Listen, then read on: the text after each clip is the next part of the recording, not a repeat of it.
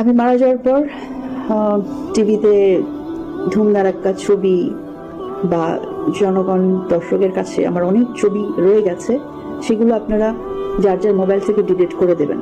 আমি যদি মরে যাই, আমার সব ভুলের জন্য ক্ষমা চাই, সবার কাছে ক্ষমা করে দেবেন আমাকে। আমি চাই আমি মারা যাওয়ার পর প্রথমেই বলবো আমার লাশ যেন কাউকে দেখতে দেওয়া না হয়, অবশ্যই এটা খুব সিক্রেটলি যেন কবর হয়ে যায়। বাংলাদেশের একজন চিত্রনায়িকার আকুতির কথা শুনেছি। তিনি বলেছেন যে আমার মৃত্যুর পরে আমার মুভিগুলো, আমার ভিডিও ক্লিপসগুলো সবাই ডিলিট করে দিবেন। তো সারা জীবন এই পাপের পথে চলে, সারা জীবন এই জাতীয় কর্মকাণ্ড জড়িত থেকে শেষ জীবনে এটা বললেই কি আসলে ডিলিট হয়? এই এই সোশ্যাল মিডিয়ার জগতে নিরঙ্কুশ স্বাধীনতা বলতে কিছু আছে? আমি চাইলেই কি আমার ভিডিওগুলো ডিলিট করা যাবে? যাবে না। তো আমরা শেষ সময়ে না বুঝে আমরা শালীনতার পথে, আমরা সত্যের পথে, আমরা কল্যাণের পথে যেন এখন থেকেই থাকি। সময় চলে যাওয়ার পরে যেন আমরা না বুঝি। আমি